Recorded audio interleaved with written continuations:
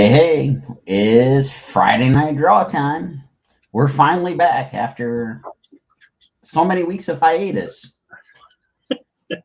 So, as not so usual, since we haven't been in here in a while, I'm joined with Rodney. How are we doing tonight, Rodney? I am doing well. How are you, my friend? I'm doing all right. I kind of Good. forgot how Good. to do this. It's good to be back together. Right? Let's go with a little fanfare.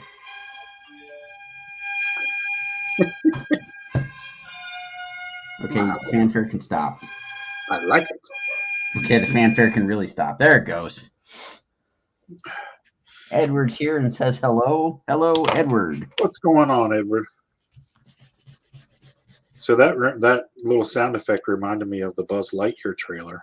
Oh my God, isn't it good? Oh my God! I was like, I felt like a kid again. Right? I just before I hopped into StreamYard, I was working on some stuff and I was listening to a couple of breakdowns on the trailer for all the little Easter egg dealies that showed up, and it was there's so much stuff that they worked in there, and there's like so much stuff that like they really they're putting in their effort of paying attention to like their Toy Story Buzz Lightyear Bible. Right. That they're putting all this stuff in there, all the little winks, nods, and doodads. It's and the animation just looks beautiful. Oh yeah, it's so gorgeous. Let's see. Chris is here and says, "Damn, Carnage, really?" Yes, I had started this like a few weeks ago, so I thought I'd bring it out and try to finish it up while we're on here. Edward's watching Apple TV show called Invasion. It's a cool show. It's a new episode every Friday. Oh, that's right. I did see the commercial for that yesterday. Yeah, I want to check that out. It looks pretty cool from what I've seen in the trailers. And I do believe we've got an Apple account. Ooh. So might have to scope that out. Even better. Hey, speaking of new TV series, I stumbled across this. I don't know if you know about it or not, but what the hell? I'm going to tell you about it anyway. There's a new, I don't know that it's new, TV series. It's on HBO Max. It's called Wellington Paranormal. I have not heard of this. And it's they said it's it's like the baby brother of What We Do in the Shadows. Okay. And it's based in New Zealand, which is where everybody's favorite director is from. Taika Waititi? Yes. Oh, come on, Rodney. Try to say his name. It's so fun. Well, I was going to say, Tahiti Maha, whatever name I assigned to him, but I couldn't remember what it was. But I watched like 15 minutes of the first episode, and it's pretty funny. Nice. So that's another show for everybody to go check out. All right, yeah. We got to scope that out. I still like trying to like get my intake of Halloween scary horror or something for the weekend yet, so might be something to add into the mix. Yeah, it's so to give you an indication, the first episode they deal with a young woman that is possessed by a demon. Nice. And she's in like the hot box, and they're interrogating her, and it's just stupid funny. Nice. Because they're completely oblivious. We finished up Lock and Key season 2 just a little bit ago. Yeah, we got to start watching that. Yeah, you do, because holy crap, is it good? Yeah, we've decided that's the next thing that we're gonna, after we get done caught up on Doom Patrol. We're gonna, well, actually, we have to watch Dune because I'm going on a podcast where we're going to be talking about Dune this coming week. So, got to do your homework. Yeah, and I know it's a 3-hour movie, so that's going to be a big chunk of the evening.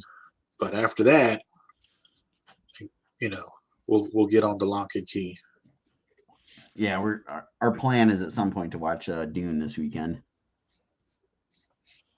I hear good things. I'm glad you have. Well, let's just say I didn't finish. I've heard good things and I've heard bad things. Yeah, I've kind of only heard bad, unfortunately. I mean, not like horrible. It's just there's a lot of unimpressed people.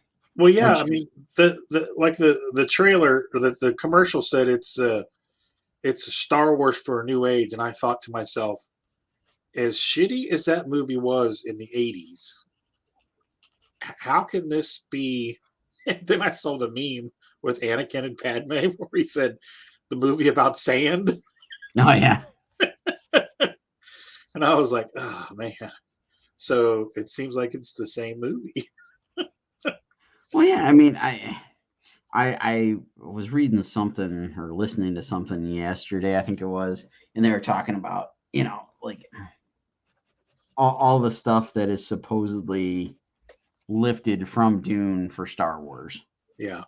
And it's like, okay, I get it. It was, it was definitely an inspirational novel or series of novels or whatever for Lucas when he was doing Star Wars. I get it. But yeah, I tried to watch that 80s movie a couple times. I've never made it through it.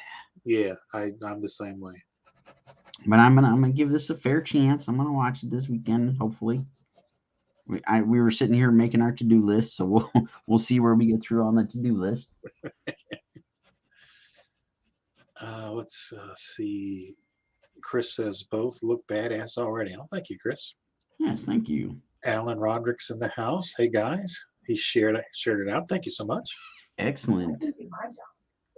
Edward says, for some reason, I cannot survive the movie Dune. I never read the book either, so I tried, but I don't know. I just can't get into it.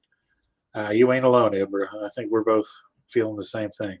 Chad is in the house. He says, good evening. Justin Butler's in the house. He says, I like the new Dune. All right. Okay. We got one for the like.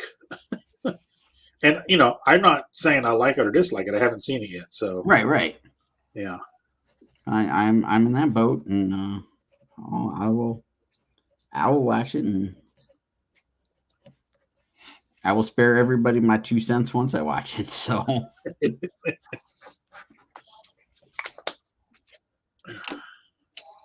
Chris, if you really want to grab the Carnage, drop me a message so we've got a way to touch base since we were talking like 20 minutes ago anyway.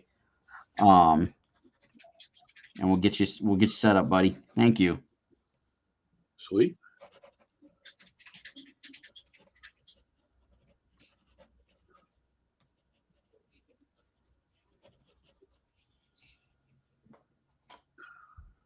Let's see.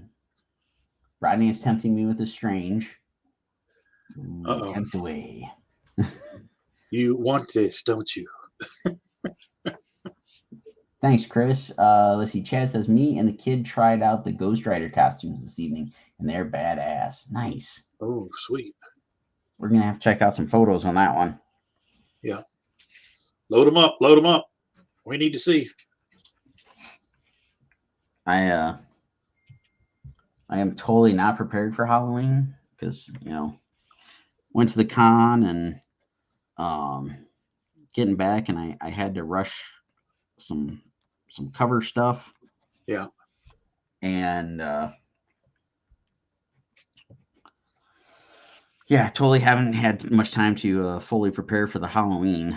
So we gotta go do some like grocery shopping and stuff tomorrow. So Steph said I'm allowed a Ghostbuster shirt to go with Indy's Ghostbuster costume.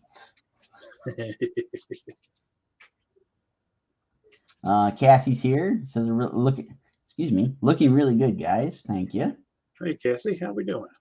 And Chad says, yeah, there will be photos for sure. Excellent.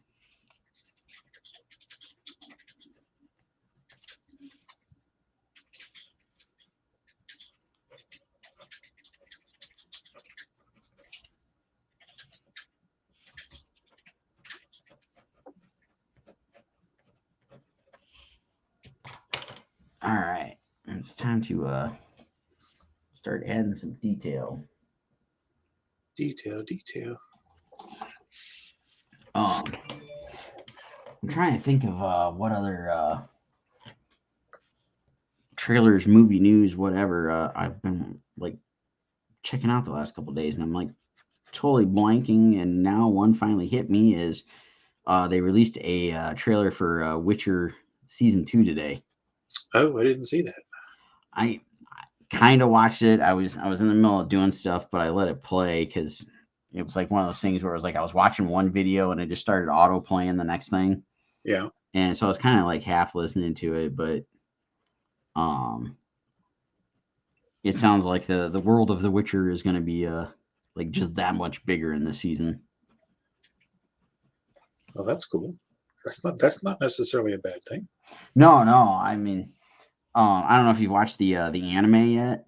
I did. Yes, I did. The movie. So I think we're getting a lot of that mixed in. Okay. So we're gonna get to know more about like where they came from and like all the stuff they've kind of been battling over the like however long it's been, centuries or whatever. Right. Yeah, I enjoyed the movie. Yeah, I need to go back in and rewatch the season and rewatch the movie because there'd been such a gap between watching the first season and the movie, and some of the stuff just didn't connect for me immediately. Yeah. Russell is in the house. What's up with you, Russ? Russell, the love muscle. He was abducted by Steph Pool last night. I don't know if you saw that. I did not. Yeah. He took over his show. It was very traumatic. While I was at the Baltimore Comic Con, I finally got to in person meet the Steph Wilson. Nice. Was he as handsome as they say he is? I think even more so. There we go. No, it was cool. I got to meet Jim Noble from Totally Rad. I met Steph. I met Wendy. And I'm blanking on names, but there were several other people set up there with them. I got to kind of all meet all at once, so everybody's name, face, and everything all kind of runs together. Right. But it was really cool. And there was quite a few other folks that I'd only talked to on Facebook and folks that have been here, watching us live stream that came out and I got to see them in person. That's cool. Yeah, it was just really neat. I did not get to formally meet CB, but CB actually helped us get out of the garage. And yes, April was at the table.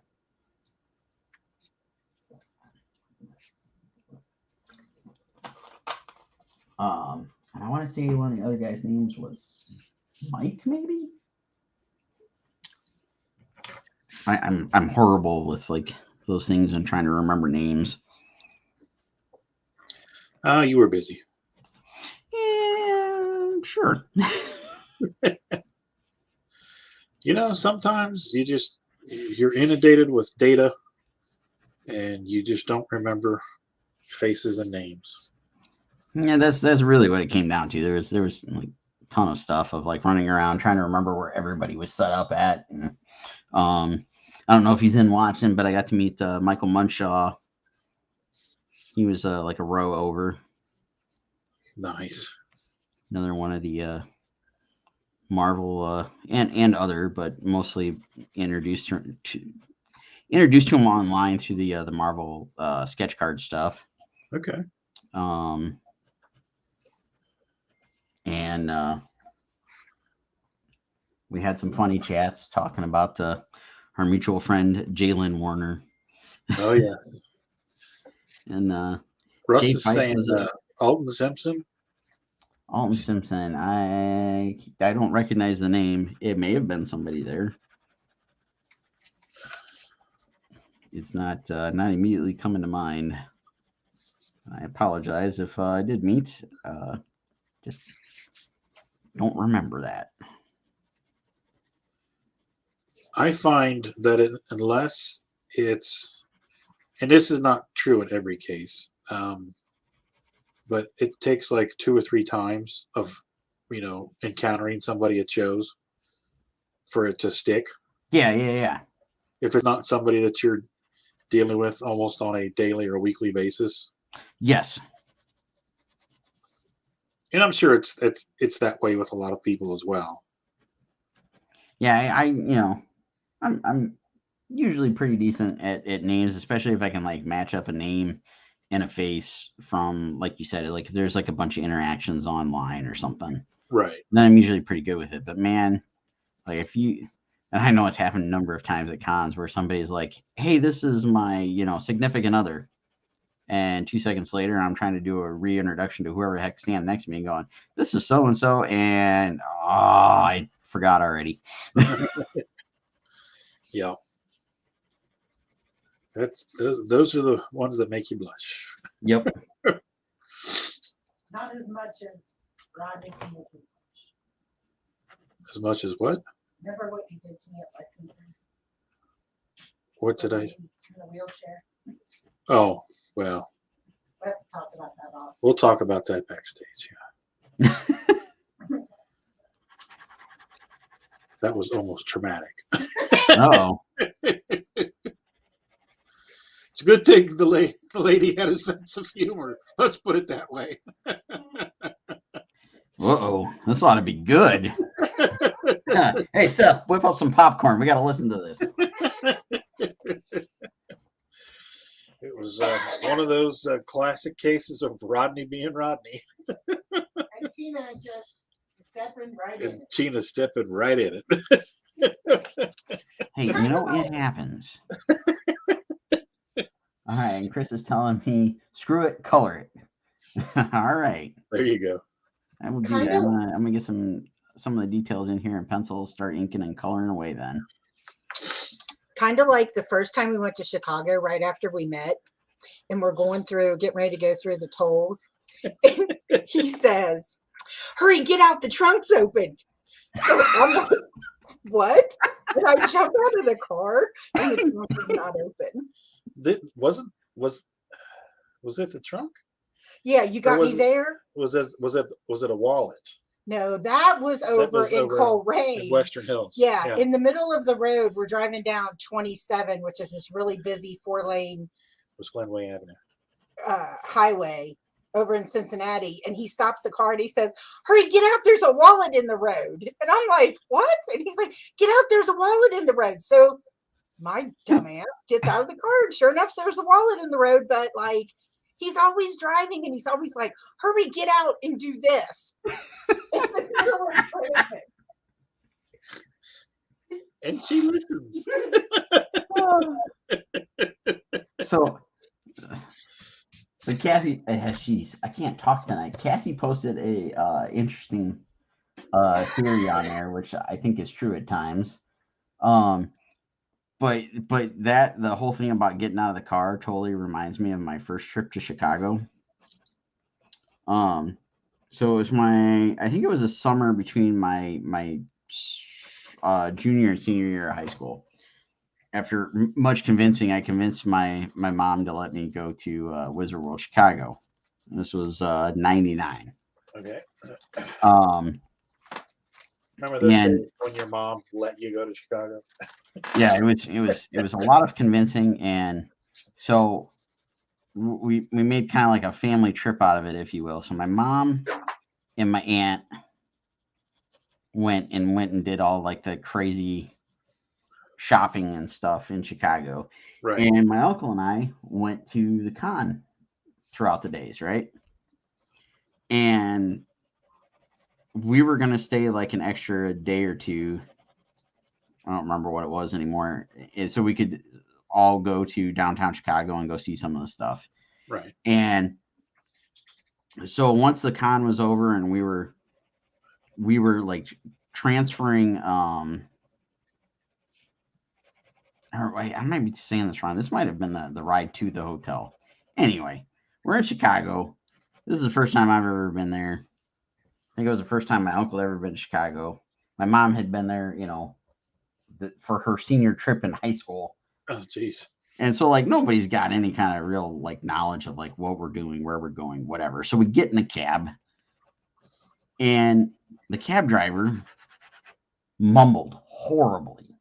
like we couldn't understand what he said.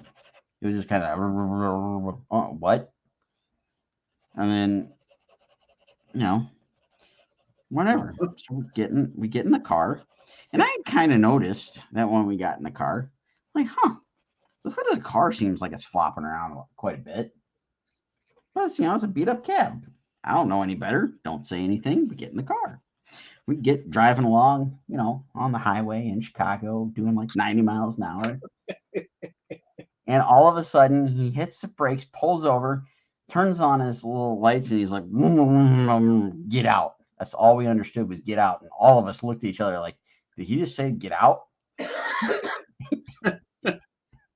I shit you not. The dude opens the door in the middle of all this traffic. The hood of the car was not shut. It was about ready to fly up into the windshield. Nice. So what he was mumbling was, the hood's not shut. I'm going to get out and fix the hood. It was an adventure. Oh, man. He was probably cursing you because he probably asked you to close the hood and you didn't understand him. So he was probably calling you all a bunch of names. Probably. But the dude, I don't know, he looked like he was probably like 102 and probably should not have been driving a cab, but. Well, there is that. Yeah.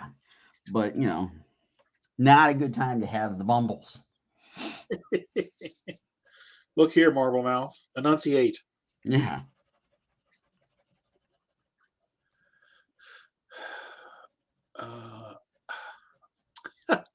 Russell.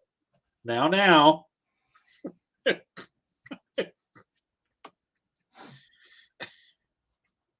Are we not supposed to talk about it? Is this like Fight Club? No. Read the first one. Oh. Yeah.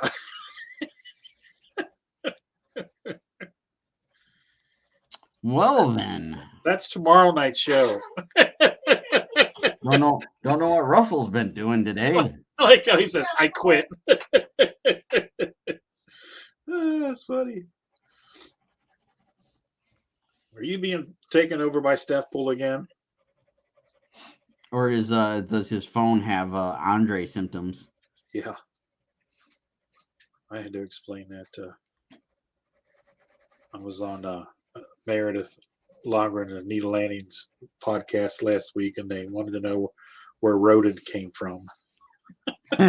So I had to explain the origins of rodent and Herman. Nice. Yeah, remind me after the fact. You got to tell me a story, and I got to tell you a story. Mine's not as funny or anything. It's just kind of silly, so I'll save that for later. Okay. We're telling stories behind your backs, folks.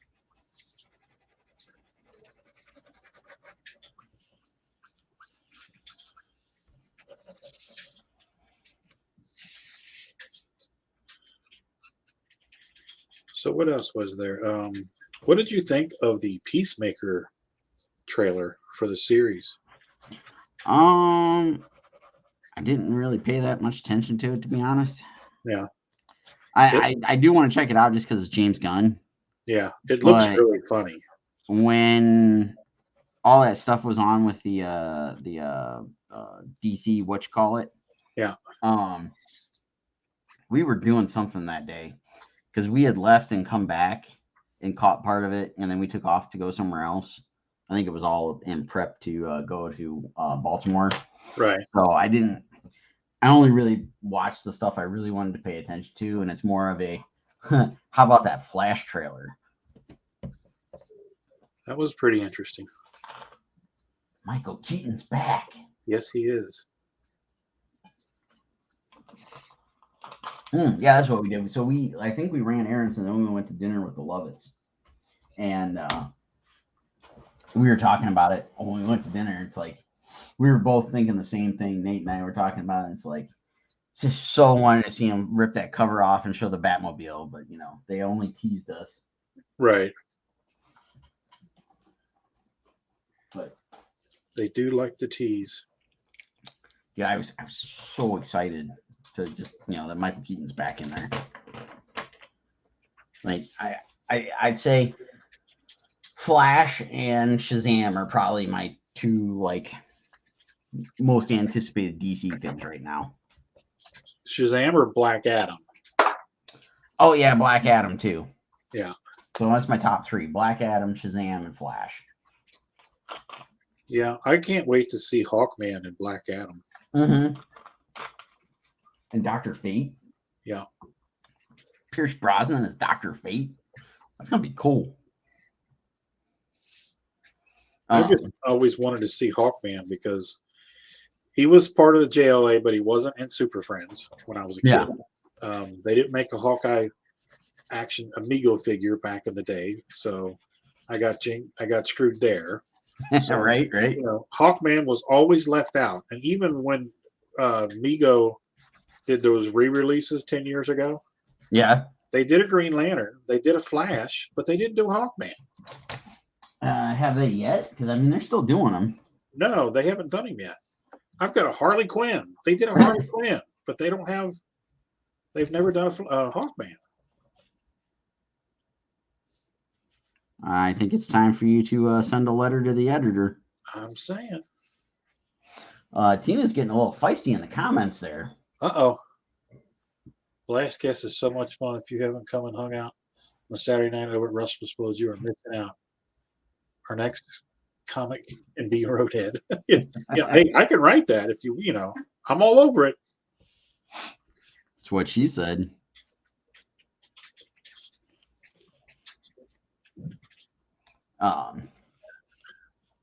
Hello, Penthouse Forum. Right?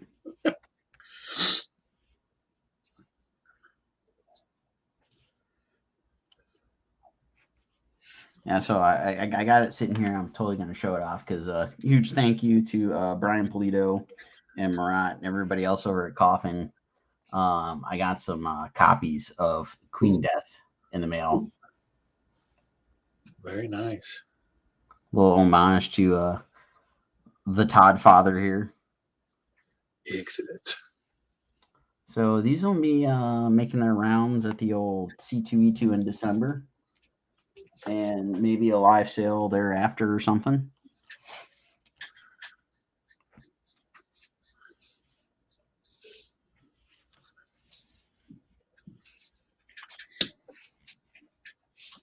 And if you're going, not going, whatever, for the old C2E2, if you're interested in a commission, Clan McDonald is doing a sketch op with me that we're going to either do delivery or at least exchange at C2E2. There you go. Head on over to the Clan McDonald, get you signed up. Make it happen.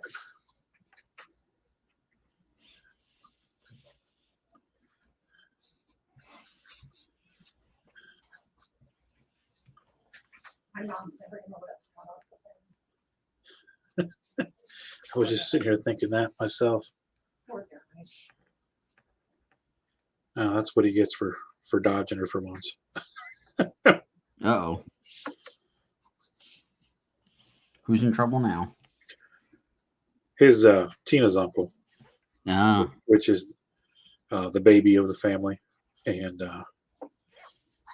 he's never available for conversations with her mother on the phone. So she's got him on the phone now, and she's been on the phone with him since 8:15, or no, 7:15. Oh, jeez. Yeah. So they're catching up.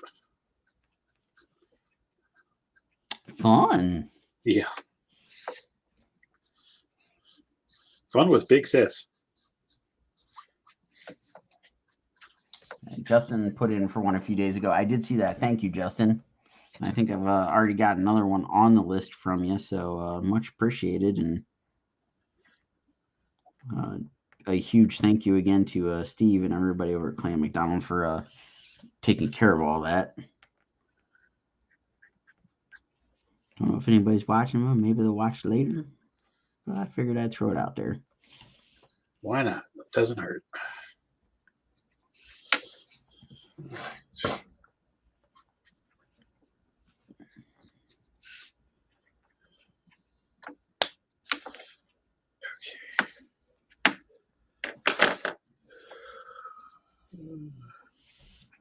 Put the shifter. Danny's in the house. What's going on, Danny?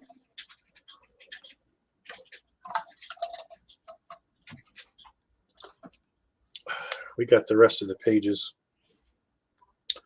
from Sean Forney, or not? No, that's you. From, Sean Langley in the mail today for Roadkill Rampage. Excellent. Issue 2. It's funny because when I left to go to the gym, they were out on the porch. It wasn't raining.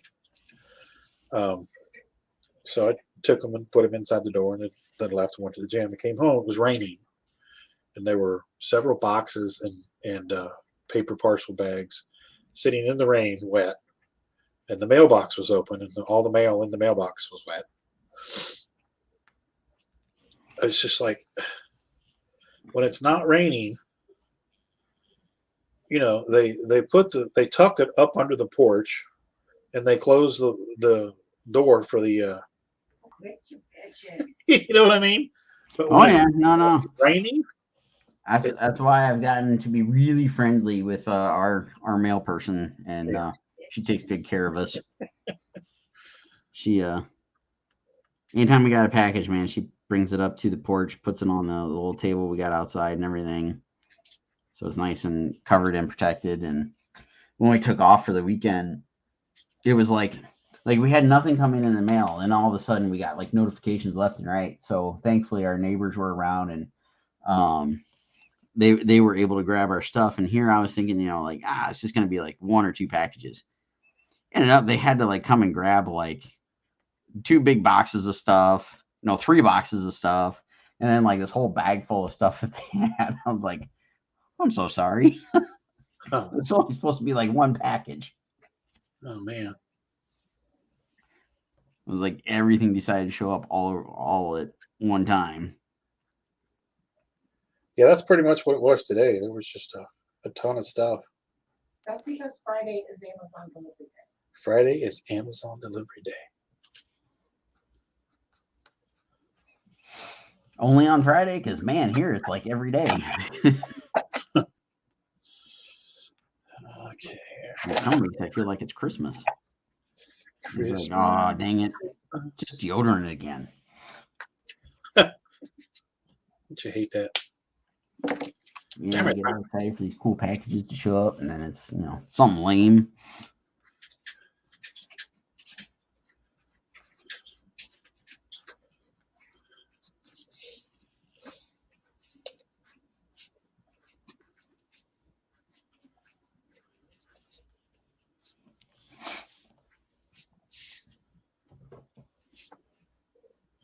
I did see also that Brendan Fraser is going to play a villain in the Batwoman movie.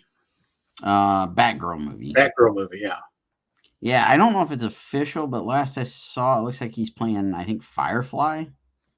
Huh. I don't know that I'm familiar with Firefly. I think it's Firefly. It's Fire something. It's not Firestorm, because Firestorm's a hero. Is producer A on her computer? I think that was a yep. I'm not sure. It's one of these with a fender now.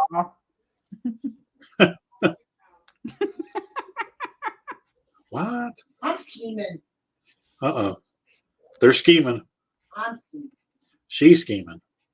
Producer B scheming. Look out, y'all. Tuck and roll. Yes, Steven says Firefly. Okay. He's our resident DC expert, so I'm going to take that as gospel.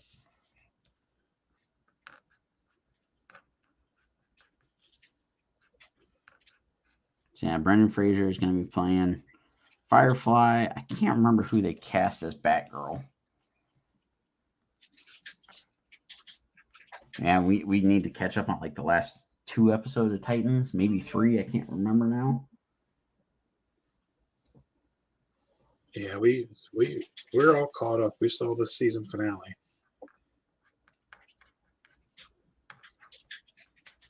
And it was renewed for a 4th season, as was Doom Patrol.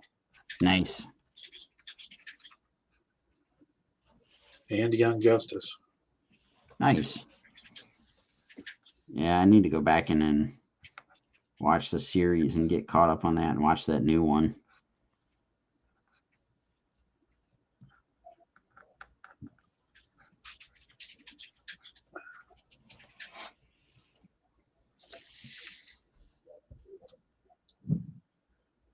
And then what the Marvel movies, a bunch of Marvel movies were pushed back a couple of months.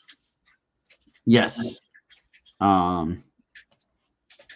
I don't remember what all it was, but yeah, they did announce that they pushed back Marvel movies by a couple months for the next I want to say like 6, maybe 8 movies, something like that. Yeah. But they said it was all to give them more time to actually work on finishing the movies instead of rushing. And which I'm fine with. Oh yeah, I am too, and I think it plays into that whole thing with IATSE going on, wanting to go on strike. I think it ties into all that. They're trying to accommodate all the new rules that were put in place about giving them, more standardized hours and stuff. Yeah.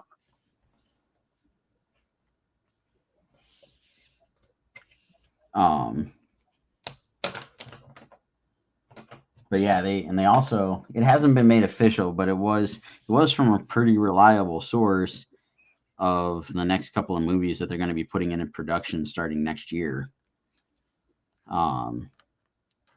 Shang-Chi 2, Fantastic Four, Thunderbolts, and Nova. Ooh.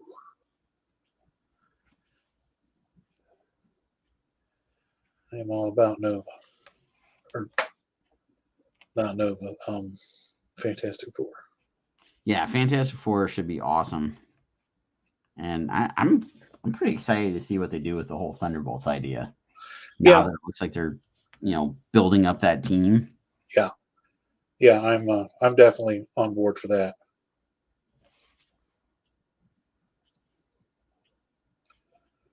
All right. Sorry, I had to get my blow up my reference for my colors. That's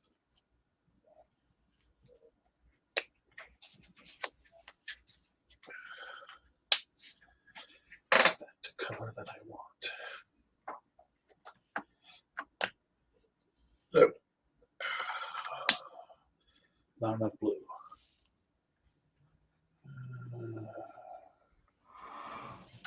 We mix and match. Too dark.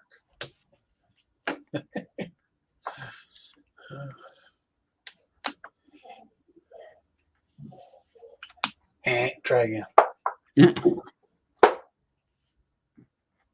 Might have to do a little bit of combining. All right. You can do this, like. You can do it. This is what you do. Ooh, that's close. That's perilously close. Let's run a little bit of purple over that and see how that works.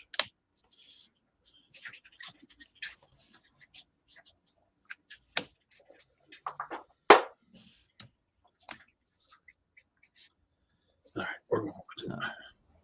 I don't know if you saw it, but Wednesday they released a trailer for the second half of Masters of the Universe Revelation. Oh, I did not see that. It looks so good.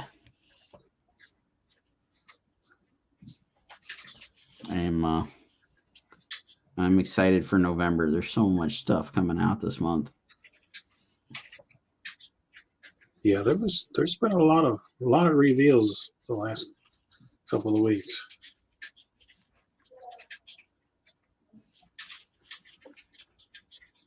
Which is fine with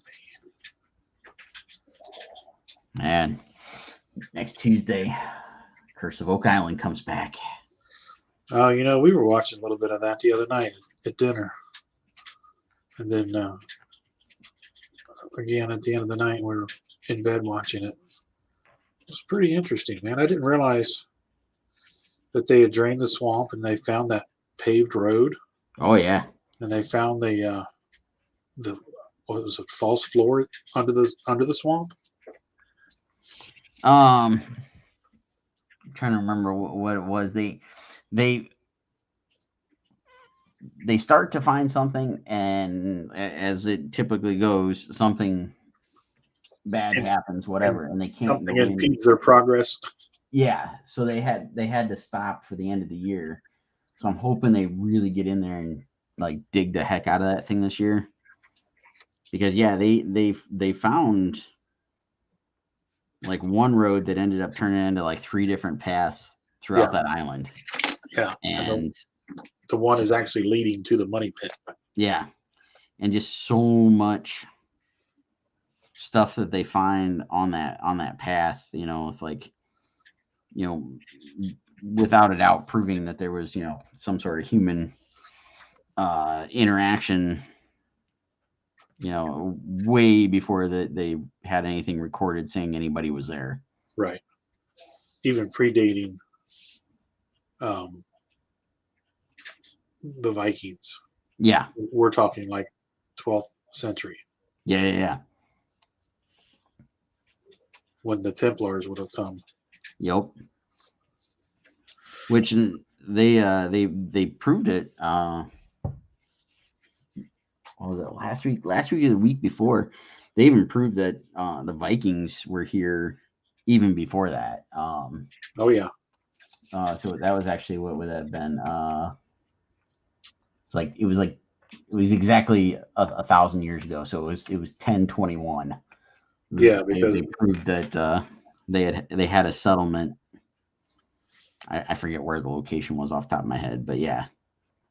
Because Leif Erikson was in Newfoundland and like the 1390 or something like that. 1300. Yeah.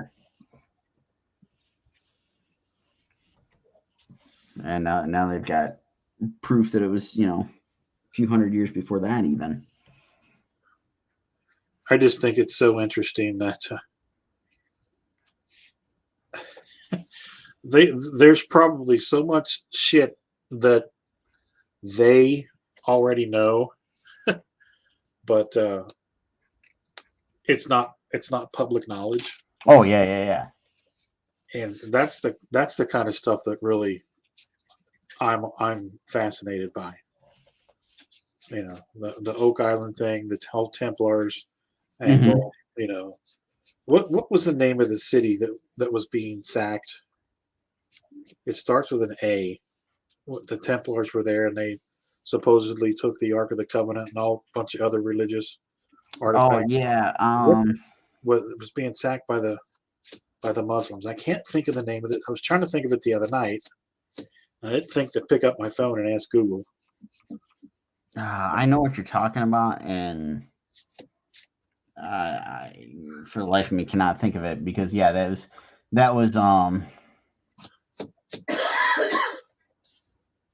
that was where they had all the stuff hidden. Yeah. And they had to get it back out of essentially like the Middle East and back to wherever it ended up, and that's what is whole one of the theories behind the whole Oak Island thing is it could be that treasure. But yeah, I know they were trying to get all the stuff from the Holy Land secured somewhere. It looks like they might have, for a time, moved all of the stuff to Portugal. Because at the time when that city was sacked, I keep wanting to say Antietam, but I know it's not Antietam. The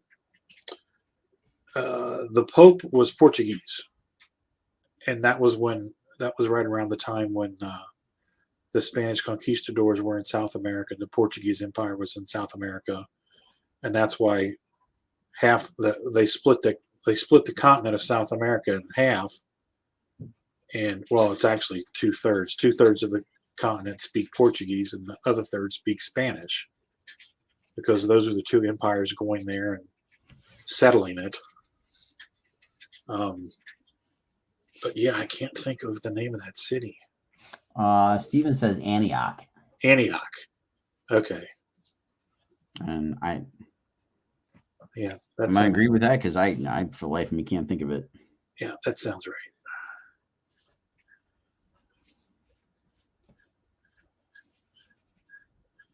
Yeah, there's on the History Channel.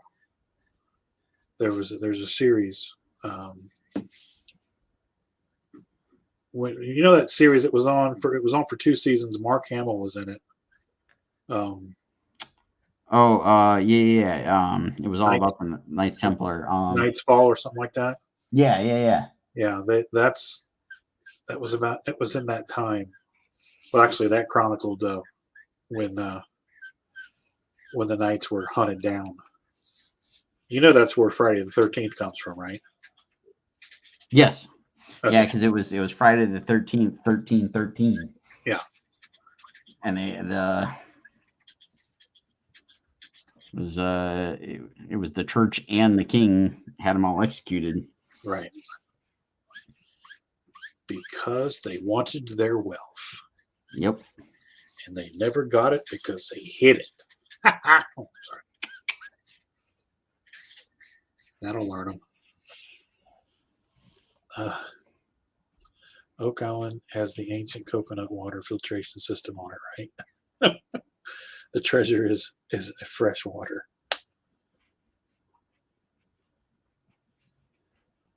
Treasure at those times. Okay, that makes sense. Yeah, I just love that stuff. Oh yeah. So I'm excited that's coming back, and I'm gonna keep bugging the folks at YouTube TV to give me the History Channel. I tell you, that's between the History Channel.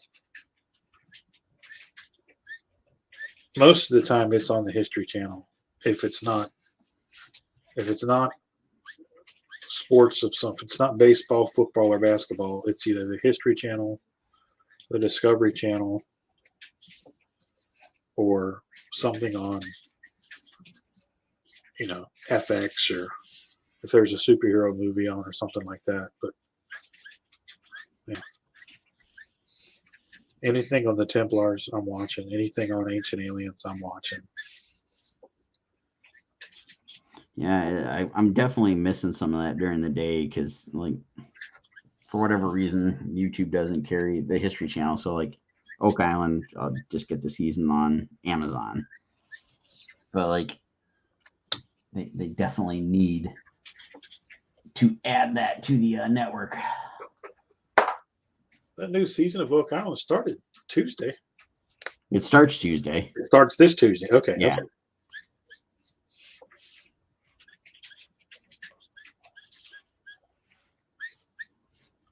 Yeah, like when you get it on Amazon, you don't get like the digging down and whatever the other special's called. Right. That that they do like before and after the episodes, and it's like, dang it, I'm missing all the cool, little tidbits. It's kind of like the Talking Dead. Yeah.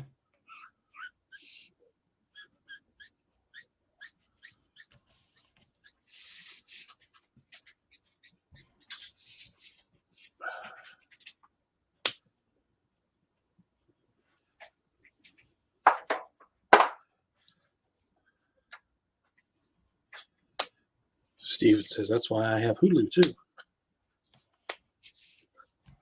Yeah, but unfortunately, Oak Island is one of the special ones. You have to have Hulu Premium or whatever. Not spending the I think it's like $70 for like that Hulu Premium where it's got the live stuff. Not going down that rabbit hole. Remember the good old days when television was free? Right?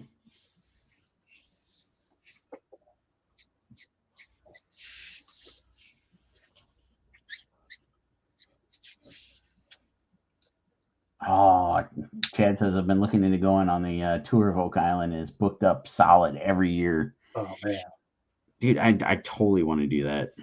That would be boss. As soon as the pandy's over, road trip. Yep, I'm going to Oak Island.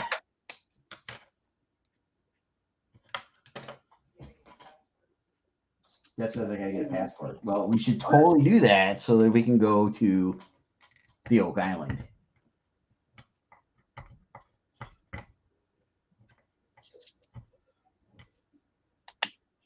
It was free, but it was the same rerun, so the same movies and shit week after week.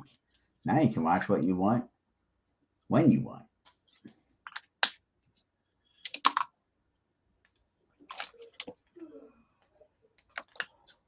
Oh, Chad gets History Channel on their TV package. Yeah, we dropped cable like mid-pandy. And that was like the only thing that we watched that YouTube doesn't carry.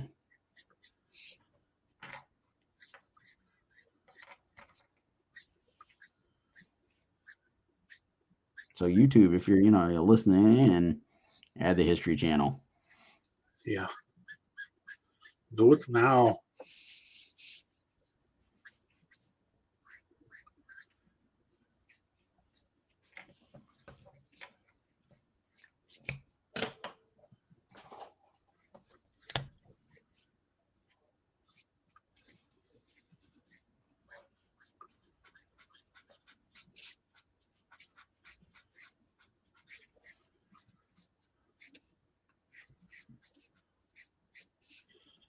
Oh, come on. I never use this freaking marker. When I go to use it, you want to dry out on me? Give me a break.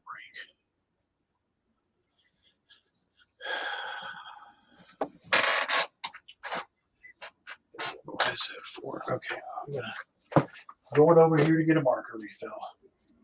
The marker refill.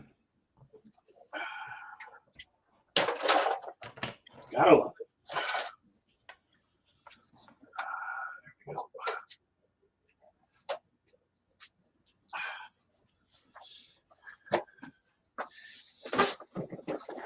Filling on the fly. Ancient aliens declassified. Excellent.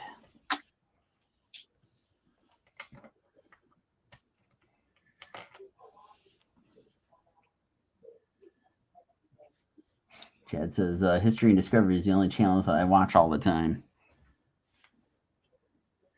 Yeah, I was digging the Discovery app, which I'm kind of holding out hope that since Discovery bought HBO, that when they do this whole combined thing that they're supposedly doing, that there'll be a version of the History Channel on there. Guess I'm not holding my breath, but it'd be awesome if they did. Yeah, the one thing I don't like that I can never get into is Forged in Fire. Yeah. I don't know. It just does nothing for me. I haven't watched it, but I was joking around with Steph because, well, we've been watching Lock and Key for the last couple nights, and I always get sucked into the videos on Facebook where they are like blacksmithing stuff. Where they're like, I'm gonna make a axe out of this old chain, and I'll sit there and watch the stupid thing just because it sucks me in. I don't know why. I find it fascinating, but yeah, like trying to watch the Forged in Fire thing, it's like like cool, you gamified blacksmithing, but not really my bag. Yeah, and what's funny is years ago when I was still living at home, we didn't have cable, so I would watch This Old House. Oh yeah. It was on PBS. Yeah. And I love that show. Yeah. I could watch that all day long. Dude, I on weekends when I was a little kid, that would be my thing. It was like I would sit there and like, I don't know, watch cartoons and be like, okay, there's nothing else on. Let's watch This Old House, and then watch the different varieties of the cooking things that they had on at the time. Yeah, like the old Cajun guy. Emerald Lagasse. I don't know if he was on there at the time. He might have been.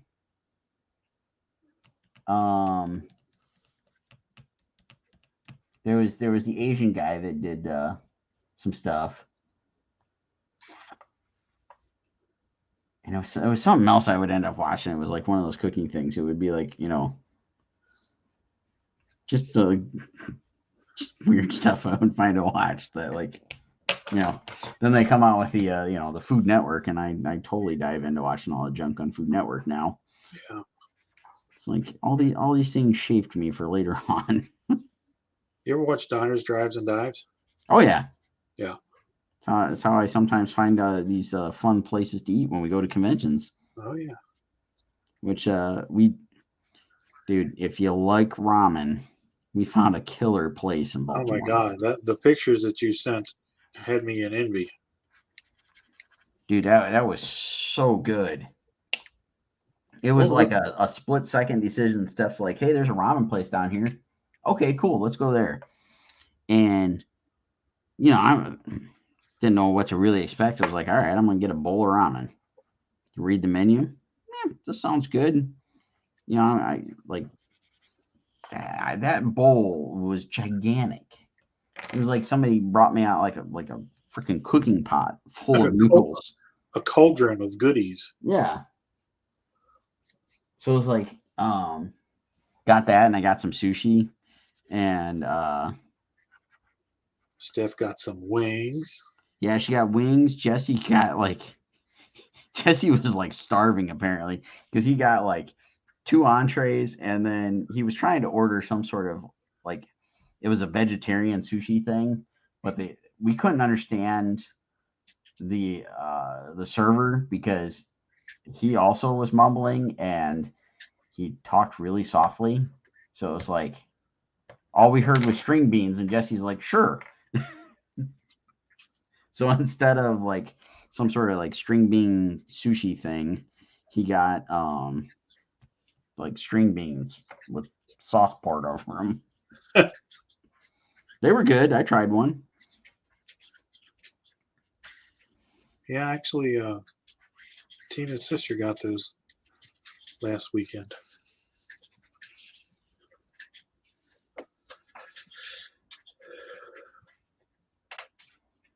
Yeah. See, we did ramen, we did pizza from I'm gonna forget the name of it again. Brewdog, not Brewdog. Dog Pound. Pub Dog. There we go. Pub Dog. Pub Dog. Pub Dog pizza. So when you order a salad, they bring it out in like a dog bowl. Oh, nice. Yeah. So Steph and I split and it's a huge dog bowl. It's like a dog bowl for like a freaking Newfoundland or something. Or a Nikita. Yeah. So like we split this giant salad, and then we each got pizzas, and because it's like it's a like brewery, and they make all their own beers and stuff, and root beer. They homebrew the root beer. Ooh. And it's a very tight quarters place. Like it's really small. So anytime you order a drink, they bring you 2 glasses right away. Oh, sweet. And I got they call it the dog bite. It's a half their version of Guinness and half their homebrewed cider. Delicious. Huh. I'm not a Guinness guy. Oh. Guinness is like I'm not a huge beer guy, but like I will do Guinness.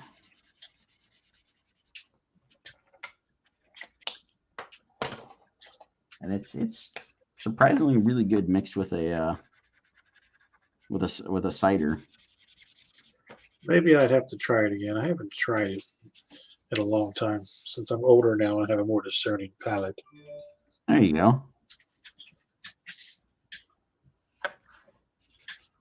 Now, one of these times when you guys are back up this way, anytime in the near future, our good friends at the Restoration Brew Works, last week they tapped a peach flavored beer. Peach cobbler is what they call it. Wow. It was good. That's why we ended up going with the Lovitz to Restoration. They had this peach cobbler beer, and they had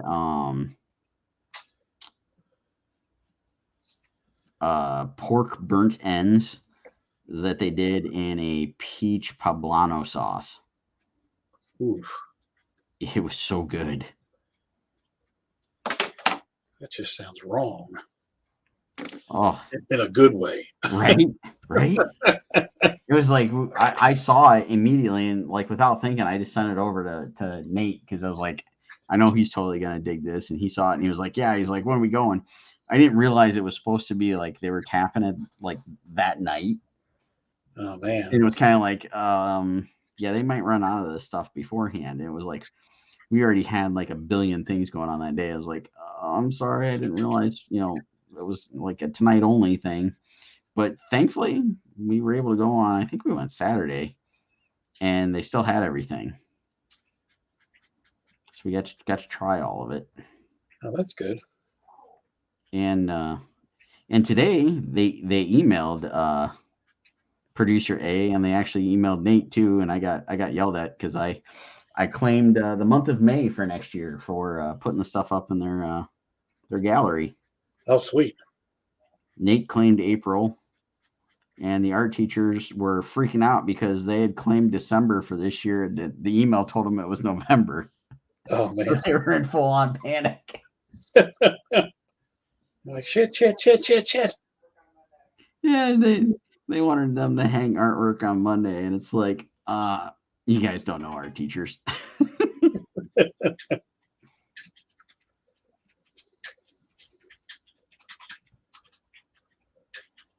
Yeah, they were full on panic, freak out. I bet.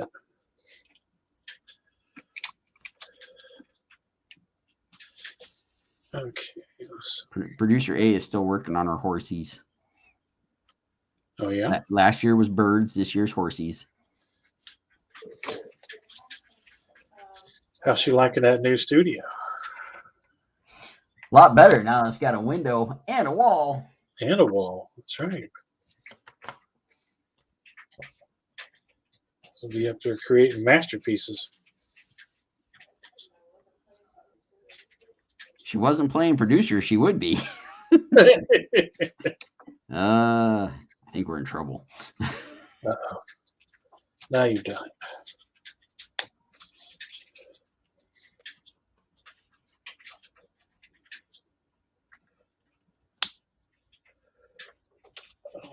Let's see. There we go.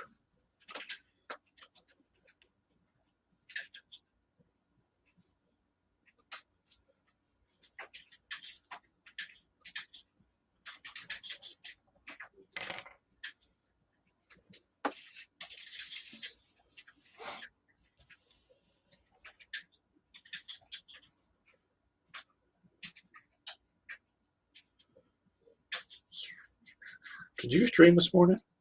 Nope, I haven't streamed all week. Okay, that's what I didn't think you did. No, I'm trying to get recovered from everything. So, and I had to do a mad dash to get a cover done. So, I flat out just did not have time, unfortunately, this week. I got you.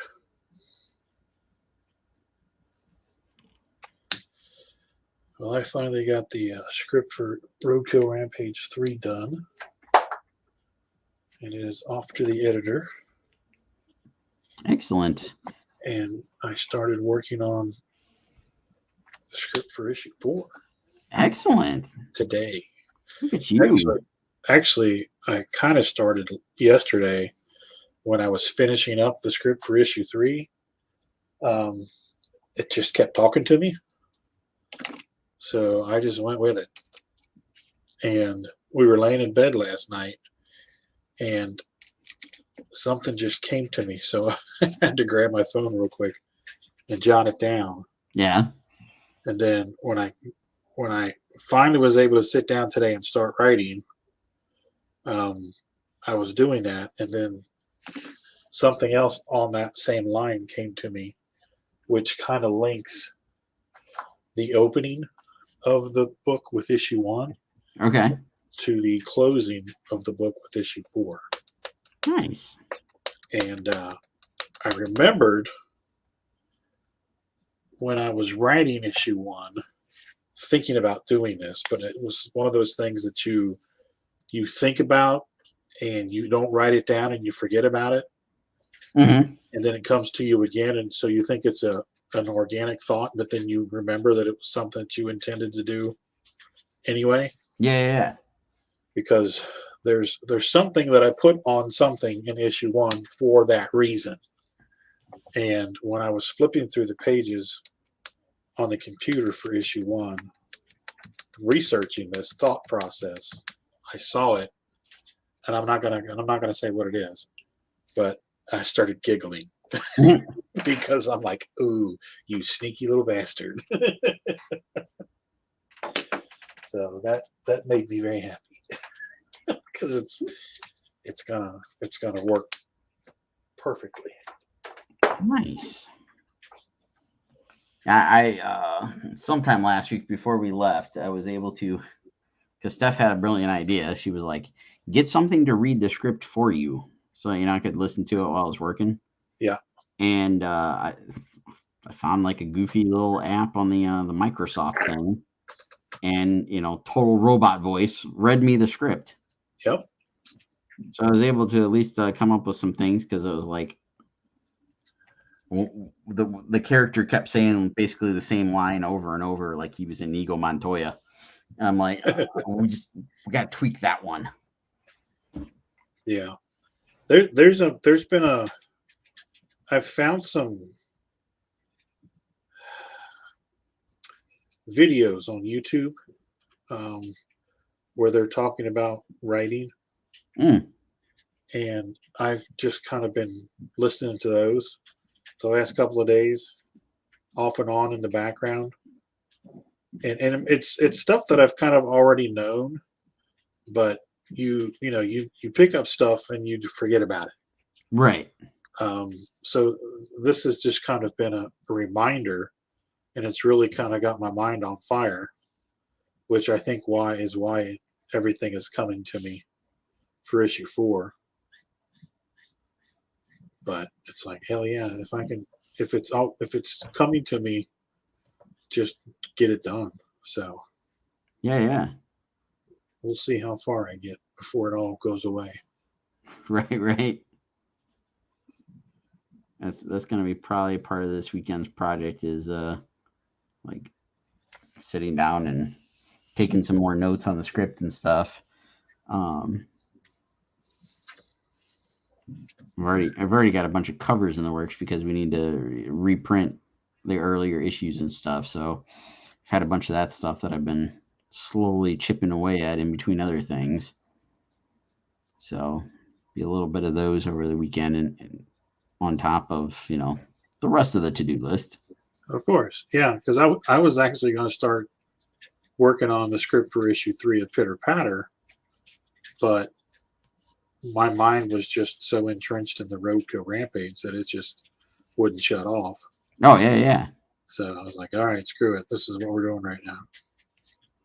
Well, yeah, and today, like, it was perfect. Like, I think to get me in the mindset, and I'll probably have to go back and listen to it some more, but there's a special on PBS on their YouTube channel.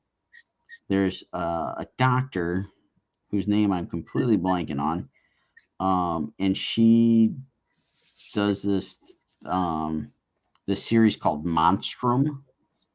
Okay. And she covers and does like a bunch of research on all sorts of various monsters and folklore and all this craziness. And she did a 2-part special on werewolves for Halloween. Oh, really? So I listened to both of those today and learned a heck of a lot of stuff that I did not know. And found out that the first ever use of werewolf, like as a like entity, not so much the word, was in the story of Gilgamesh. Really? Yeah. Huh. So that kind of was eye-opening.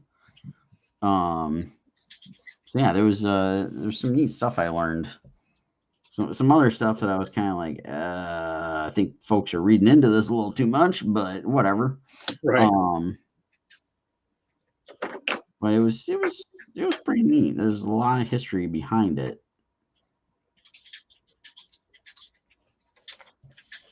Did you see Cameron's remark? Looks like he's got a few of them here. So Cameron's back from Land of the Void, Killer Pieces, and any of y'all going to have seen the new Dune? You missed our discussion on Dune at the beginning. That'll be something for you to go back and watch from the beginning. I think we're both going to try to take it in at some point this weekend, or sometime soon.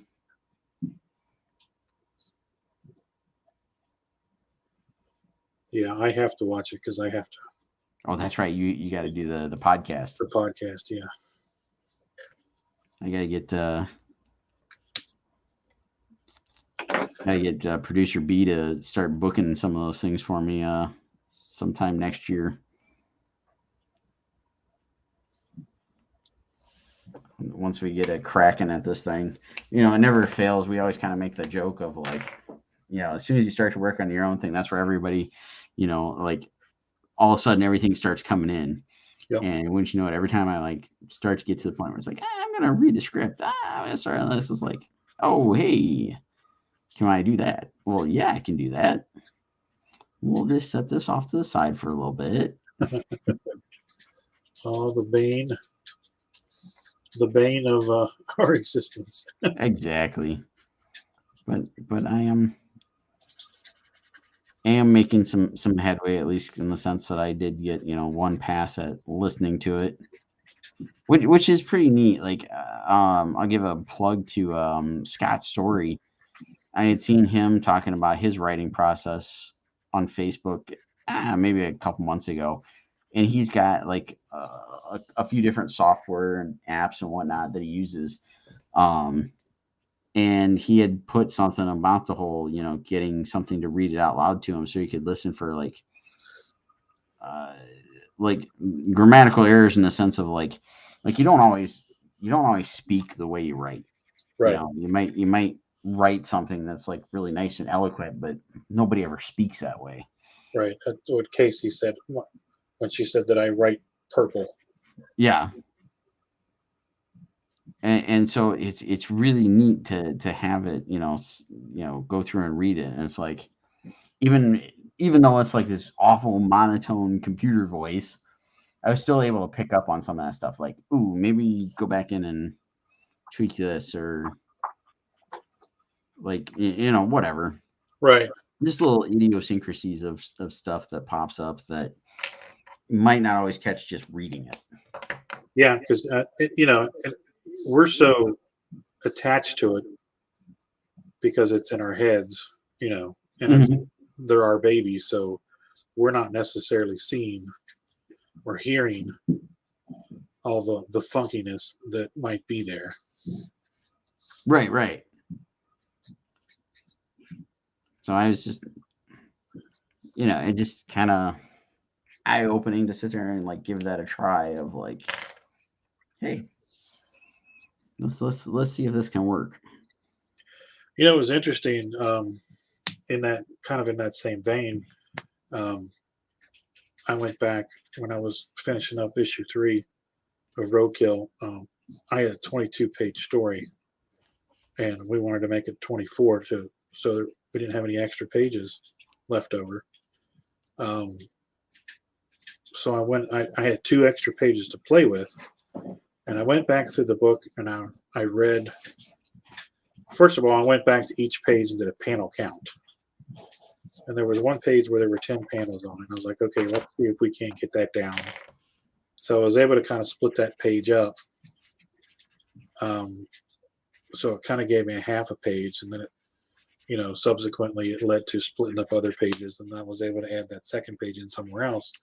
But what it did was it afforded me the opportunity to go back and reread some sequences, just for the sake of seeing how all the new stuff was going to fit in. And I did that. I discovered that some of the stuff was too purple. So I was able to go in and ultimately ended up rewriting 4 scenes completely. Oh wow. Yeah. So it's like, okay. But yeah, I mean, but it's for the best Yeah. because it's much better than it was. So there's something to be said for listening to it read to you by a computer or going back and rereading it, especially if there's, like you guys went to Baltimore, so you had to put everything on the shelf. And, you and I are always putting our stuff on the shelf to work on other stuff. Sometimes that's a good thing because it gives it time to percolate in your head. Yeah, exactly.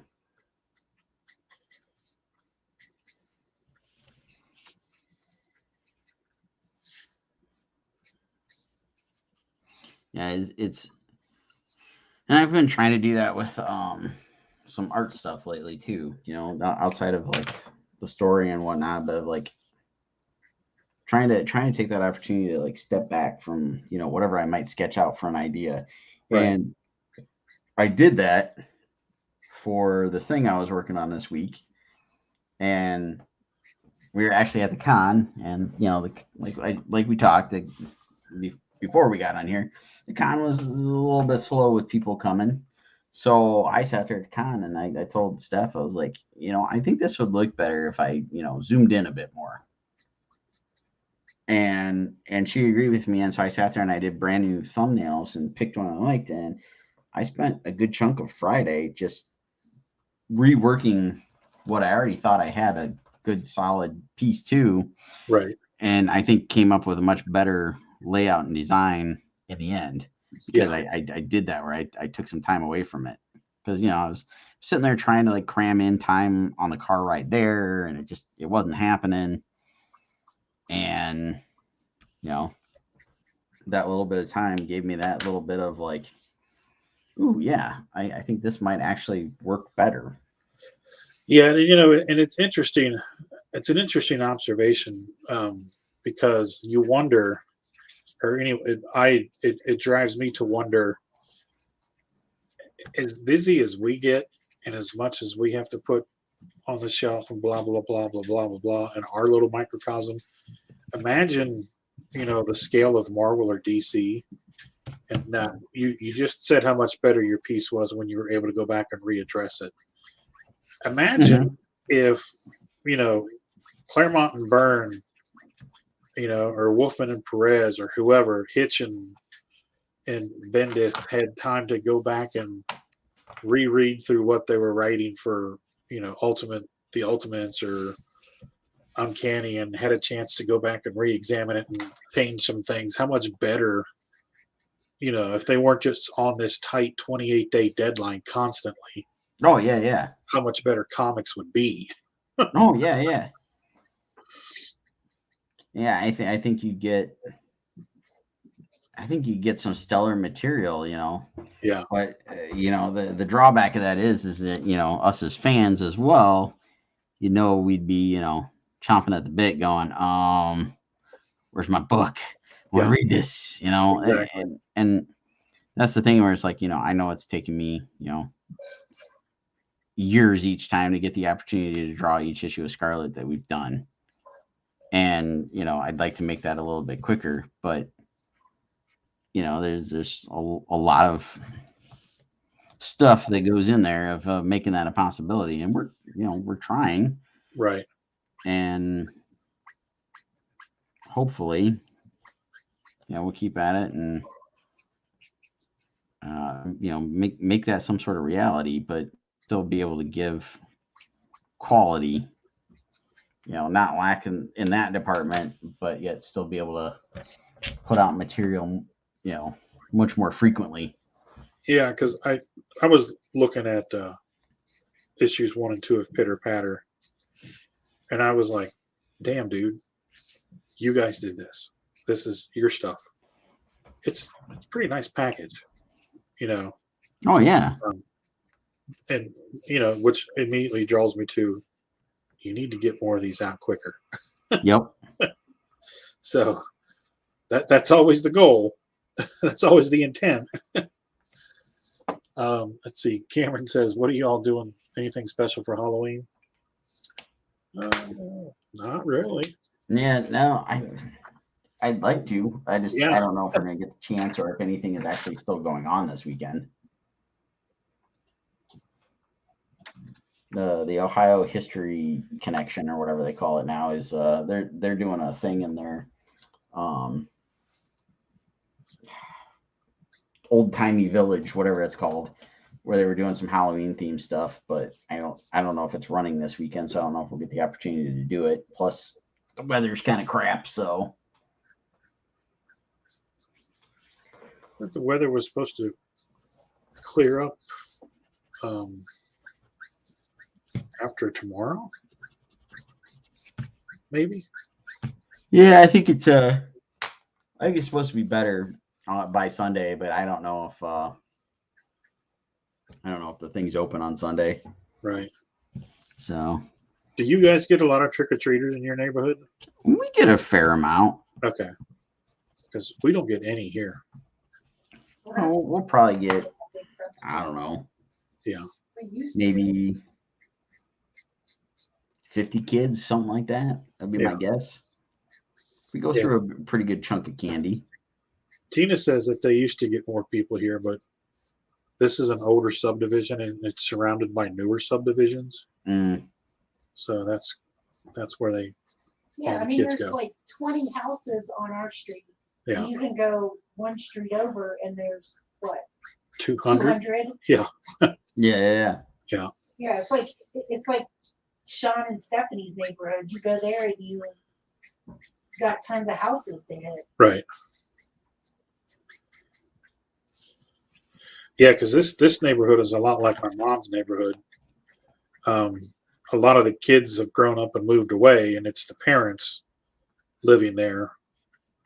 But there's been a lot of turnover of the older people moving out and the younger people moving in, and the younger people don't have kids yet. We get quite a mix. I mean, there's a definite quick turnover rate here. Yeah. And it's like we'll go from like the kids just moving out for college or whatever, and then next thing you know, they're so a new family moves in and all the kids are still in grade school or whatever. Right. So yeah, I'm curious to see what trick or treat looks like. Cameron says plenty of great football, Rodney. That's right. Michigan State. Go Michigan. Never heard of them. The team from the north. Well, I don't know if Chris is still watching, but Chris, if you're still watching, I will work on getting this bad boy colored up over the next couple of days. I think I'm gonna call it for the evening. But I did see the comment earlier about going with some darker red, so I'll see what I can finagle in here.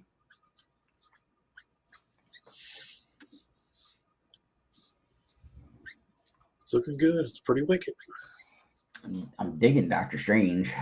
Thank you. Is that Dark Doctor Strange from What If? Doctor Strange, yeah, from What If. Nice. I want to watch the behind the scenes assembled on Disney. They did behind the scenes on how they did What If. Oh yeah? Yeah. Oh, I definitely want to check that out. Yeah, I think it hit Disney Plus on Wednesday. I know it's on there now. I want to check that out. Huh. That's cool. Thanks for the heads up. I didn't know. Yeah. Oh, cool. Chris is still watching and says both look dope. Thank you. Thank you, sir. Appreciate it. All right. Nicolas Cage is Doctor Strange. I don't see Nicolas Cage. Producer B does. I know.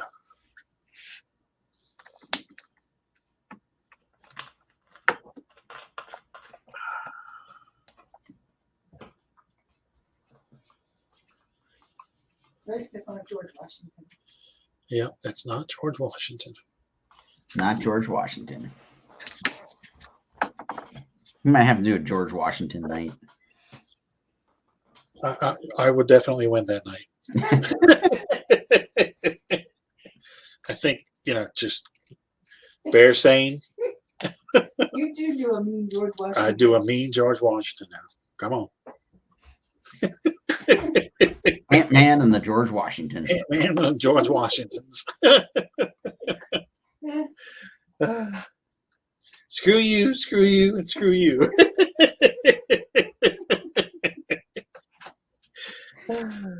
It looks really good. I just think it favors him. All right, so we out of here for Artist Day. Yes, I think it's that time to call it an evening. All right, that'll works for me. And thank you everybody that hung out with us this evening, and hope everybody has a fun, safe Halloween. Make sure your parents check your candy. Cameron's got a question for you real quick. I have all out poo blanks, Cameron. So yes, if you want to get something set up through Clan McDonald, claim in that post and tell them that I'll provide the all out poo blank. I don't have do you poo blanks though. The all out poo blank is the homage to the Marvel 35th anniversary, where it's got the border with all the poo characters around it.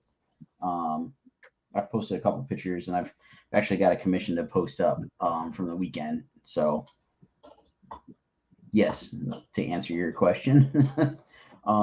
Chris says, have a good one, guys. Thanks, Chris. Thank you, sir. You too.